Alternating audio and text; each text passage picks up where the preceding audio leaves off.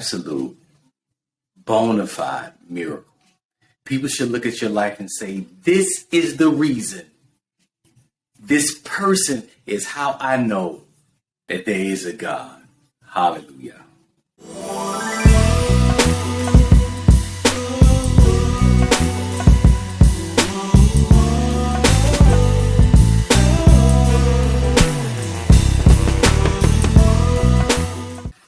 All right, Shalom family. We're going to talk today about being a miracle, because that's what I feel that each and every one of you are that are listening to me today. You're a miracle. The Father has blessed you. He's woken you up. He's allowed you to see that the things that have been given to us are an absolute lie. To see that the things that has been superimposed upon us should not have the pull that it has on others that do not have like consciousness. That your mindset has been changed. Your mindset has shifted from thinking like the world to thinking like the world to come, if you will. And that world is the kingdom of the living God, not the dead God. The living God. And this living God is calling to life that which was once dead. He is calling to life those that once were breathless. He's calling to life through the breath by one that has the breath. The head. That is an element, a part of who he is, the breath, that spirit, the ruach. And he's calling those that have ears to hear. They have eyes to see, to hear a deeper, richer, more mature voice in these last days. That many people are talking. There's a lot of voices that are going on out there today, but there is a more mature call, vibration, frequency that links the plan of God, the plan of Yah, to a strategy. Many people can tell you what to do. They can tell you what's going on. They can document the history. They can teach you many, many different lessons, but oftentimes they lack the strategy. They lack the program. So you are a miracle of the Most High. You have received that program. You've received that download to align yourself and start getting your family together. That's the program. Those are the actionable steps that you can take. I know that, of course, you keep the commandments of Yah and live. You have faith in Yahushua HaMashiach, absolutely. But Yahushua, if you have faith in him, you start dealing with the patriarchy, with the father-son dynamic. And a son that loved his father so much that he was willing to sacrifice everything for the father. Are you that type of son? Are you trying to produce that caliber of son? I believe you are, because you're a miracle. With all of the schemes, with everything that our open enemy, and I love using that term, everything that they've done to try to destroy us. We've come through mass kidnapping, through genocide, through enslavement, through Jim Crow, through raping, through torture, through terrorism. 400 years of systemic, racial, ethnic terrorism. We've come through these things. We've come through maladjustment. We've come through miseducation. We've come through error. We've come through the war on drugs. We've come through the war on poverty. We've come through all of these different strategies, tactics, techniques that the dominant culture have exerted upon us, because it's really about domination. But those that are the miracles of Yah are able to see that and sidestep those things. Of course, you're going to be influenced by it. yet it does not impact you the way that it impacts others, because you begin to feel your mind, to feel your heart.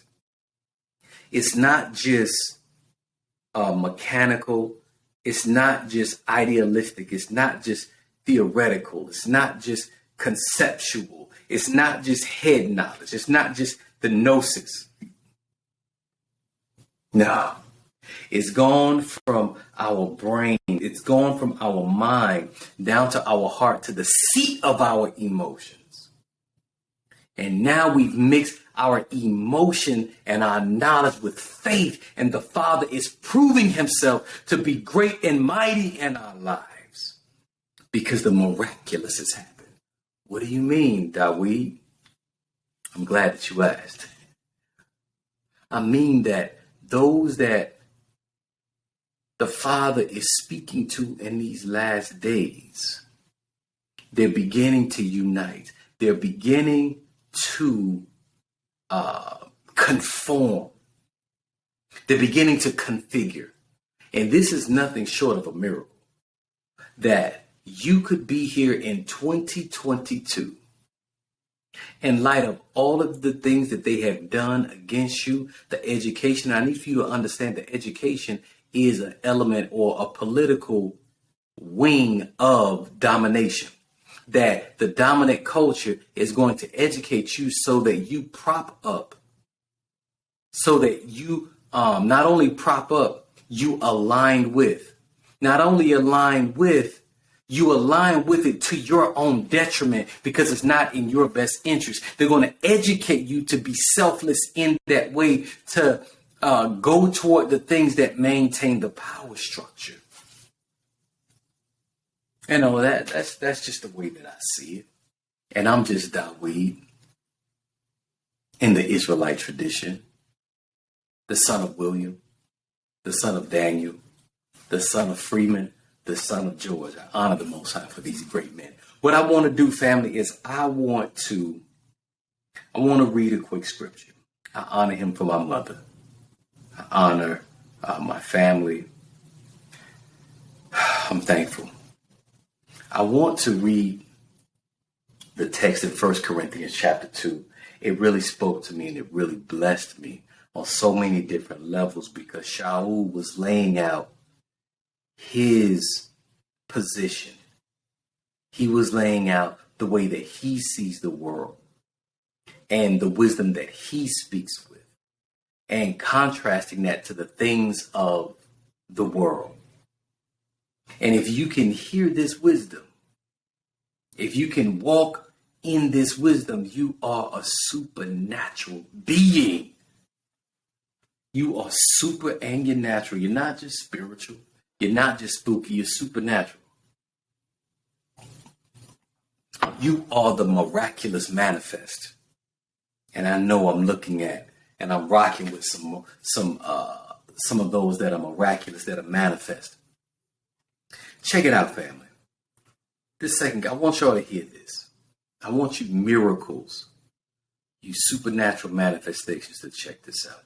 I'm going to jump right down into 1 Corinthians chapter 2, verse 5, where Shaul was laying out his theories, his dissertation on how he's weak in the flesh, but he came in power. It's not trying to exert power over men. Is showing forth the power of Yah in your life. Let's get into the text, family. Verse 5. That your faith should not stand in the wisdom of men, but in the power of Elohim. He was, in the previous verses, he was just presenting that he did not come with great words. He did not try to intoxicate you with the profundity of his verbosity. He did not try to tongue lash you and use these big words that very few people would be able to comprehend. He said, no, I'm not going to come in the wisdom of men. I'm going to come in the power of Elohim.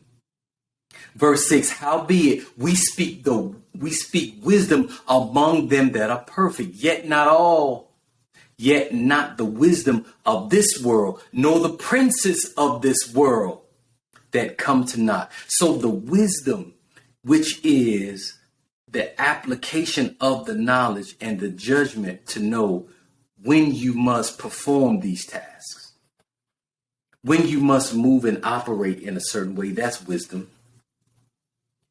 The wisdom that we speak it to those that are perfect. And that does not mean, from a Hebraic standpoint, those that are without any sin, those that have not made any mistakes. No, it just means that at this point in your life, you are blameless. You are living up to the level of accountability of what has been given to you. You're perfect. You're blameless. No one can lay anything to the feet or at the feet to the charge of Yah's elect. Yet not the wisdom of this world, nor the princes of this world. See, we have to acknowledge that this world has a wisdom. That if you were born in Atlanta, if you were born in New York, Chicago, if you were born in Los Angeles, if you were born in Nigeria, that there is a wisdom, there is a thought process, there is a mindset that comes with that geographical location, because the prince of that area has ensured that everyone receives a certain level of exposure to what they want to be performed in the earth. But you have defied these things. You have contradicted and made naught or made void these things, because you're a miracle of the Most High Yah. Even though you've been influenced by the enemy, you still were able to rise. That rose that grew from the concrete, that had they known that you were going to be as powerful as you are, that you would be miraculous, that people would be able to go back and look over your life and then say, how? But God, but Yah. If it wasn't for him, there's no way that this person would have been able to perform what they've been able to perform. Yah is good. You are a living witness. He's healed you of incurable diseases. He's healed you of backaches, headaches, of diabetes, of cancer, things that the doctor had already written you off. He's kept your mind. He's preserved you when many people have died, yet you still remain. Many people have gone on into eternity, yet you're here. The thing that killed your sister, that killed your brother, you were able to walk through, walk around, step over. Keep your wits about yourself. Keep the mind, your mind. Now, I admit that mental health is really big in our community. A lot of our people are just mad. We don't understand very basic things. In my last video, I was just discussing about the necessity of just being good people. We can talk about the scripture and exegesis, eisegesis, parsing the Hebrew. We can talk about all that, but are you a good person? Are you honorable? Do you have courtesy, etiquette, compassion, long-suffering, generosity? Are these things a part of your character? If not, man, 9.9% of the time, people are not going to want to hear what you say, because your life is not a testimony. But when you've come from adverse circumstances, when you should have been gone, your mother left you, your father forsook you, then Yah took you up. Whoo! That is the miracle of what is occurring in these last days. And you are that family. So the things that I'm speaking, I'm not speaking after the wisdom of this world. I'm not talking about Aristotle. I'm not talking about the so-called great European philosophers. I don't subscribe to that. I was just reading about Aristotle and how he supported, endorsed, believed in slavery of the darker races, of black people, that they had the right to rule because we lacked logic and it was just the natural order. So I don't give a damn about what he said. I don't subscribe to that. Why would I subscribe to the philosophy of my enemy? See, they have convinced us that we should venerate, value, and appreciate the very people that hate you, that say you deserve to be whipped and beat, and if you had the audacity, the gall to try to escape, then you had dreptomania. You're a dreptomaniac. That it was this unreasonable desire to escape, this unreasonable, unsubstantiated desire to be free. Imagine that. This is science, people. They use science, they use politics, they've used religion to justify this political agenda that they have toward those that they dominate. It all works together. It all supports one another. That's why we cannot speak the wisdom of the world, nor the princes of the world. The princes of this world are those that they place in before you, but we also understand that there are those that you don't see. There are those that are spirits that do influence the political arena, that do influence the musical genres, that speak to their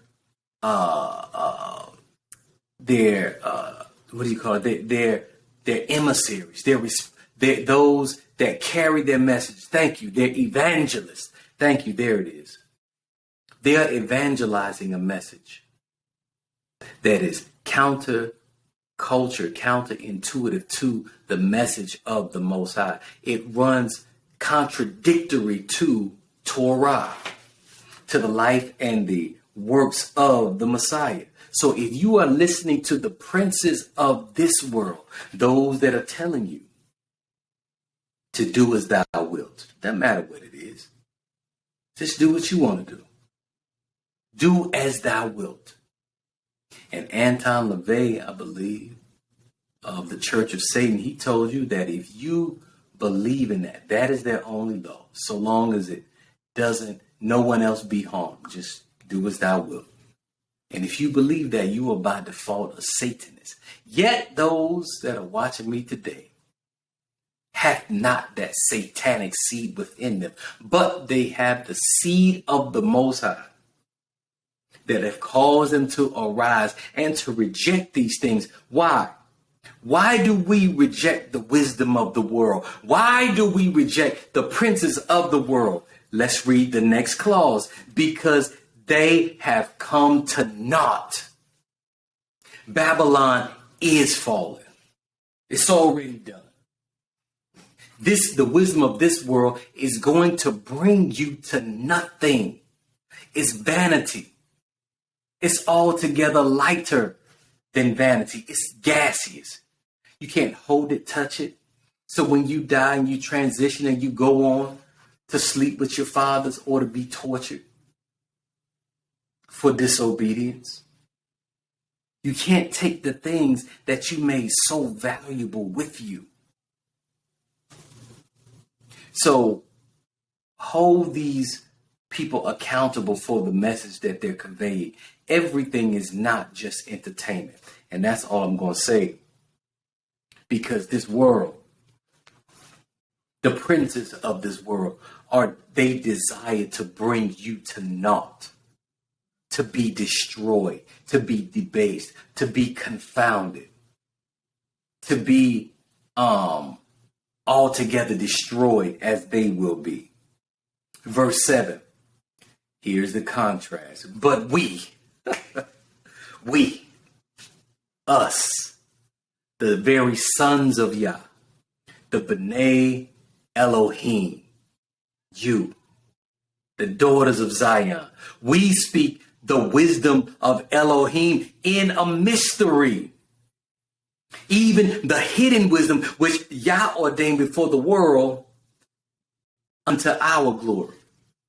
So when we begin to speak, everybody's not going to understand the miracle that you are. When you begin to testify, when you begin to share, they cannot get it. They cannot grasp it. No more than you can grasp water in your hand and hold on to it without it leaving.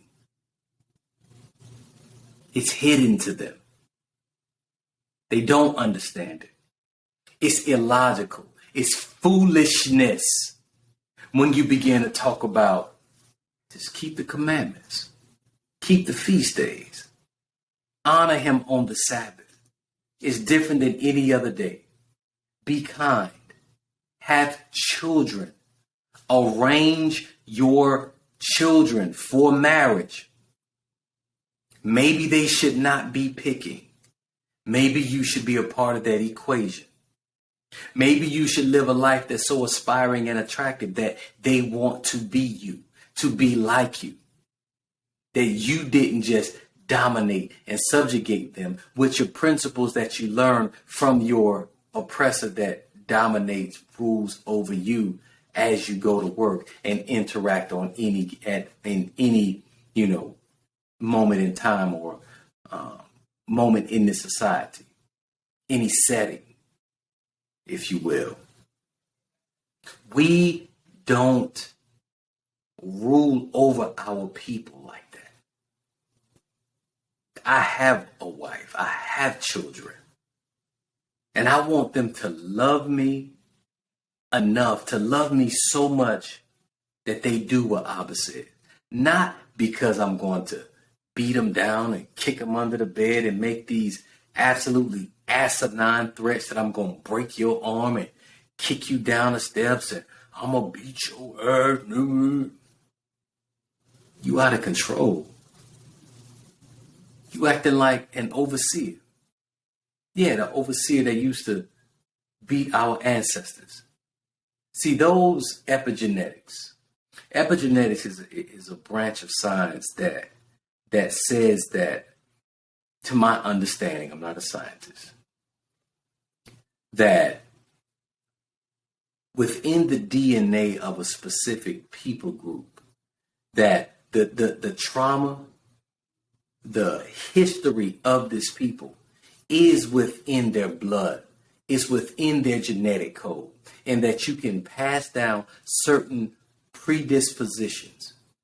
You can pass down, just like you can pass down a history of diabetes, of angina, of stroke, diabetes. You can pass these things down. You can also pass down the history, the trauma of your people.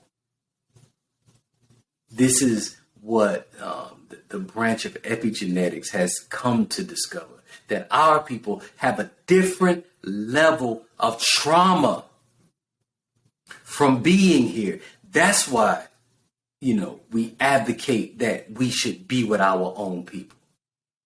Not the trauma bond. No, we're talking healthy, beautiful, righteous relationships. But those of another culture find it very, very, very, did I say very, very difficult to understand the plight of our people.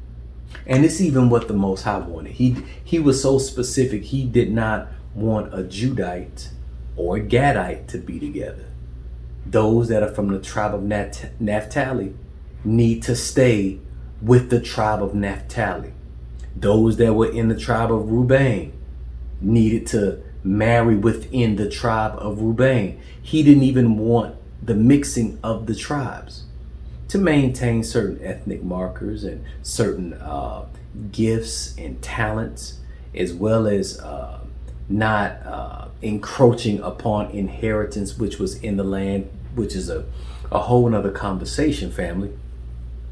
And I hope you're picking up what I'm putting down. I hope that this is making sense to you, that the Father wanted things to be performed a certain way.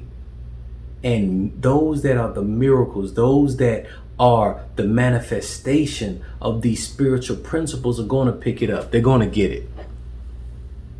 He that hath an ear to hear, let him hear. Hallelujah. Going back to the text. Appreciate y'all, family, for rocking with me. We speak the wisdom of Elohim in the mystery. Everybody's not going to understand you, nor should they. So when you perceive that a person is not able to comprehend what you're sharing, at that point you stop sharing. You don't cast your pearls before swine. You don't give people information, answers to questions that they have never proposed to you. That's not the way that the Most High moved. He said, ask and you shall receive.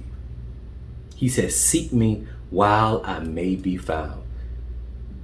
Call upon me while I'm near. That's what we have to do. And then he'll answer that question. He's not just going to give you the whole gamut. He won't release everything that's in his hand, family. Do y'all understand what I'm saying? I'm hoping that this makes sense, that you have to ask the Father for certain things in order to receive it. But when you're sharing, just be careful to restrain certain things from those that are not ready, because they won't understand the mystery, the higher level principles that you're giving them, because their mind isn't prepared. Actually, it could destroy them. So keep that in mind, family. Even the hidden wisdom which Yah ordained before the world unto our glory. When you start to speak the hidden wisdom of Yah, which he ordained before the foundations of the world, before he said, let there be, you were. You miracles were already in the mind of Yah. So if you were in the mind of Yah, you were in him, and he had already thought about the way that your life was going to go. It's already done. So you just have to have, you have to continue to have the faith in the strategy, in the sovereignty of Yah. That nothing that has happened, nothing that will happen can ever happen without him giving it permission to happen. That's faith, that's reliance, that's dependence on our King. And when you do that, that is to your glory. You get glory for that. And the Father said, I'm not going to share my glory with another, meaning that I'm going to try to take what is his and now presume that it is mine and that it doesn't belong to him. I am my own Elohim, separate from him. That's how you are trying to take his glory. But this is saying that you're going to be like a mirror. You're going to reflect him. So the glory that is upon him is going to be upon you. And you know why that glory is upon you. It's not for my benefit. It's not. I speak some heavy things, not because I'm heavy. It's because heavy things have been revealed to me. Heavy things have been laid out on me when I was initiated into the patriarchal order, the patriarchal understanding by the Honorable Dr. Thomas Murray. It's just what it is. Verse 8. Listen to this, family. Which none of the princes of this world knew. Now go back into verse 6. He said, we don't speak the wisdom we only speak wisdom among them that are perfect, not the wisdom of this world, nor the princes of this world. You got to understand there are princes and principalities and powers and things present and things that are to come that are going to try to affect you, impact you, speak to you, whisper to you, be a voice in your ear to get you to say, surely you won't die. That's what the princes of this world are trying to do, to get you to doubt, to sow a seed of doubt, to say maybe it doesn't take all that. Maybe you don't need to try to walk in this order. Maybe your family ain't that important. Maybe you shouldn't focus on having sons. Maybe you shouldn't focus on having wives. Maybe you shouldn't focus on having daughters and trying to betroth them and trying to arrange them and trying to send them off to university so that they can go in and penetrate the target and not be penetrated by the target, so that they can influence and not be influenced. Maybe you ain't got to do all of that. That's really not necessary. Just go and live your best life. Go on vacation. Have a hot girl summer. Oh, my. Hallelujah. Which none of the princes of this world knew, for had they known it, they would not have crucified the Adon of glory. Had they known the plan of Yah, had they known that by them killing the Messiah that they were going to lose their dominion on the earth, they would not have known it. And I don't want to say that the Most High was playing chess. It's more like 100-dimensional chess. It's a whole nother level. Chess is just a game of men. Men can't understand 4, 5, 6, 7, 8, 10, 100-dimensional chess. We can't understand it. That's what the Most High is on. That's what my power is on. That's what my tribal deity is on. That's how he get down. I brag on him. He's the greatest that ever was or ever will be. None like him, none to come. He is Yod Hey Wav Hey, and I love him, and I'm going to live my life for him. That's how I show him that I'm thankful for the life that I have. By living for him. Whew, man, oh man. I don't care about the princes of this world. They're blind guides, hypocrites, those that seek to destroy the family of the Most High. They did not know that you would be the miracle that you are. For had he known it, they would have tried to kill you sooner. They would have tried to destroy you with greater ferocity, with greater vehemence, with greater aggression, with greater violence. They would have come against you, but it's too late. We here now. We here. And we here to make a claim that we are the angelic, the righteous sons of Yah. We're here to do his bidding. We've come in the volume of the book. And I'm not being blasphemous. I mean, coming in the power and the authority of Hamashiach. If you are in his body, he came in the volume of the book. So if the body came, the mind came, the body got to come with it, family. You got to know your power.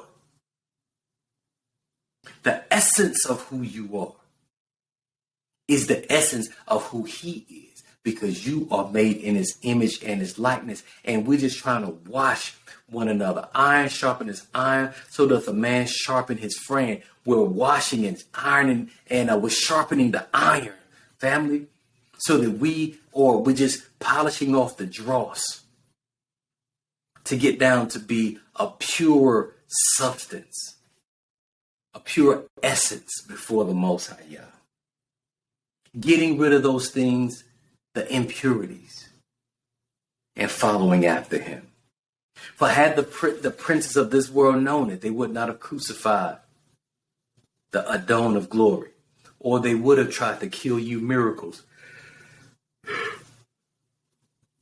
sooner. Verse 9, but it is written, here we go. Here we go. But it is written. Where is it written? In Isaiah 64, I believe. I have not seen, nor hath ear heard, neither have it entered into the heart of man the things which Elohim has prepared for them that love him. Do you love him? And he said, if you love me, you're going to obey me. You're going to do the things that which I've told you to do, but eyes have not seen. It hadn't even entered into the heart of man the things that Yah has prepared for you, family. You are a miracle. They didn't know that you were going to be this great. They didn't know that you were going to be this righteous. They didn't know that you would really, really try to do the things that the Father said that you could do and then perform the task that they said that you did, that you were not able to perform. You are a miracle. Your life judges their life, that you now say that it is possible, that I can do it, that I will do it, that I must do it. Even you did not see the greatness that's in you. It's there. It's been there, but now it's being activated. And I'm trying to activate even more to get you to walk upright before the Most High on a greater level, on a more sincere level, on a more righteous level, on a more powerful level, where you're able to do the things that he was able to do because we're doing the things that he did. We're believing like our ancestors believed. We're replacing the culture of our enemy with the culture of our fathers because I was listening to Dr. Joy DeGruy, where she said that one of the worst things that you can do is take the culture from a people. When you rob them of their culture, it's tantamount to the death of that people. Because if you don't know where you came from, you dang sure don't know where you're going. It's impossible to know. You end up trying to become an amalgam. You're trying to insert yourself into a culture that is not yours. That's why you've been living. Some of you have tried to live certain lifestyles, tried to follow after certain patterns, tried to follow after certain disciplines, certain doctrines, certain understandings, certain cultural norms, and it did not fit. It damn near destroyed you. You went through the divorces because you did what they said do. You failed miserably at marriage. You failed at everything that you tried to do except for this, but you said, I may have failed at everything else, but I'm going to get this. This I'm going to do. Why? Because my very life depends upon it. I put everything on this. We walk away from everything. And when you walk away from everything, the Father said, I will give you everything. You'll be like, it'll be like what he told Dawid in the infraction with Bathsheba. He said, I would have gave you women if you would have asked for it. If you would have asked me for riches, I would have gave it. Matter of fact, because you're my son, I would have gave you such and such. Just name it. Fill in the blank. Whatever it is you want, I would have gave it to you from a righteous perspective. That's what he going to do for you, family. All you miracles, the Father is going to give you such and such. This ain't prosperity preaching. This is understanding the power that we serve. That the earth is Yah's and the fullness thereof, the world and they that dwell therein. And that it is his good pleasure to give it to you. His son, his daughter, that is aligned in the perfect alignment with him. And that's contrary to what you were taught, because you were taught to be in the image of your enemy, to line up your marriages, to love a certain way, to live a certain way, to drink a certain way, to smoke a certain way, to screw, to have sex a certain way. You got this from your enemy. He's done a masterful job at corrupting the minds, at convincing them to move how he say move. For him to be able to put his hand in your back like Geppetto, and he got y'all Pinocchios talking. Because I hear you. I hear you saying the things that your enemy, that your master wants you to say. You're putting forth the solutions that your master gave to you. And the master only gave you those solutions because it is not revolution. It is not liberation. It's actually greater enslavement. As it is written, I have not seen nor ear heard, neither has it entered into the heart of man The things that Elohim has prepared for them that love him. Don't you love him, family? Don't you love him? I love him. I desire to please him. I desire to please him more than I desire to please myself. Do y'all get that? I know you do, because you're a miracle. I'm talking to the choir. I'm preaching to the choir right now.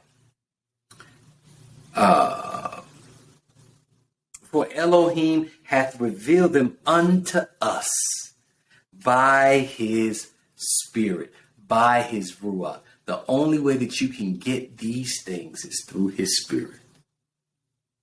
And any man that hath not the Spirit of Christ, the Spirit of Hamashiach, he is none of his.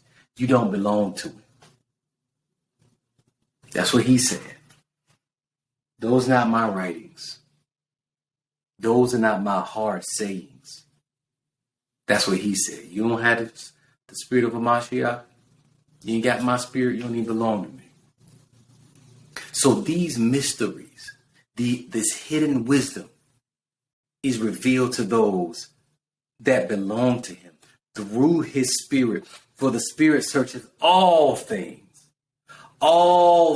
yea, the deep things of Elohim. You have access to these things, family, because you are that miracle. You are that rose that emerged from the concrete. You are that son of Yah. You are that one that can speak the hidden wisdom, that can speak the mysteries of Yah, the deep things of Yah, because he can trust you. And the Spirit reveals all things to you. All things, family. You're a miracle. And I'm just thankful to have the opportunity to share with you. Continue to pursue righteousness. Continue to pursue the things that the Father has for you. And these days and times, your pursuit of him is going to be the grandest journey, the grandest pursuit, the grandest, most rewarding thing that you could ever do. Pursue after him. Pursue after him in the structure, in family structure. You can pursue after him through that. By trying to have dominion, buying land, having a wife or wives, producing children in your image and your likeness. And your wives can only do that if you've doted over them, if you've loved on them, if you've communicated your ways, your mind, and your understanding to them. They can't do it absent of that. And then in that, you'll be able to practice. What are we talking about, man? Practice? Practice, really? Practice in family. All right, family. May the Most High bless you, strengthen you. I love you.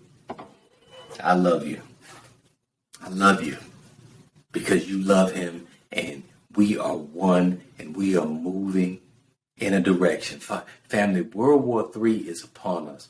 Food crisis, food insecurity, drought, pestilence is upon us.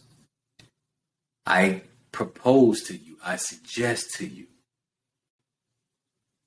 make decisions that are going to benefit your family. Be good stewards over your money. Be good stewards over your resources. Ask the Father to give you ideas. Ask the Father to give you wisdom, because he said, I'm going to give you wisdom. The hidden wisdom, mysteries, the deep things of Yah. Yes, about culture, but also about mechanics, about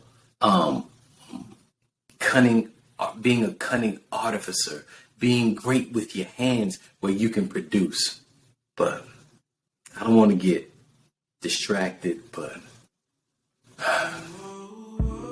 perilous times are coming. Matter of fact, they're here. But I'm a firm believer that the miracles of Yah, those that put their faith, reliance, trust, and dependence in him will be saved. Love you. Shalom, shalom.